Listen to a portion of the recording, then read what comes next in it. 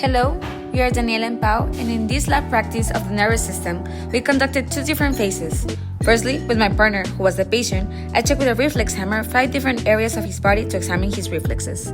Firstly, I checked his brachioradialis tendon, associated with the 6-6 spinal nerve. I placed his arm relaxed on his lap, and with my finger in the middle to act as a buffer and a guide, I hit him with my reflex hammer. We can see involuntary movement as the examiner flicks slightly his ribs upwards. Then, it follows the bicep tendon in the C5-C6 nerve roots, and with my finger in the middle of the reflex hammer and the tendon, with the same force I hit the examinee, we observe slight contraction of the bicep and slight movement of the lower part of the arm. Then, we tested the tricep tendon associated with the C7 nerve root. With his arms relaxed and suspended over my hands, we observed a slight involuntary movement, causing the lower part of his arms to move slightly to the left. I had to mention that the examinee was at all times with his eyes closed to avoid a voluntary reaction due to the placebo effect. Later, we examined the patellar tendon in the L4 nerve root, where the examinee placed a finger in the middle of the tendon and the reflex hammer. We observed a slight reflex where the lower part of the leg moved to the front. Lastly, we tested the reflex on the Achilles tendon S1, where we observed a slight involuntary movement of the foot backwards. Now, we conducted a 2-point discrimination experiment, where the examinee, with their eyes closed, stated at which point he felt the 2 toothpicks instead of 1, given they were placed with the same pressure and at the same time.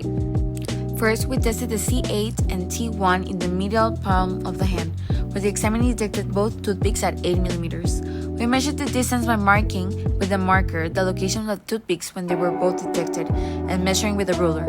This process was repeated for the 5 areas. Then, we tested the C8 nerve root in the middle back of the hand, where the examinee detected both toothpicks at 9 millimeters. Again, we measured the distance by marking with a marker the location of the toothpicks when they were both detected and measuring with a ruler.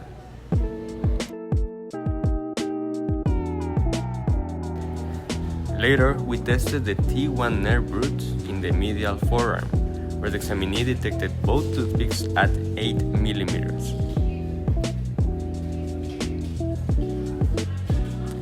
Next, we tested the T1 nerve root in the medial arm, where the examinee detected both toothpicks at 54 millimeters, which was the area with more distance between the toothpicks for the examinee. Lastly, we tested the C7 nerve root in the anterior middle finger, where the examinee detected both toothpicks at 18 millimeters.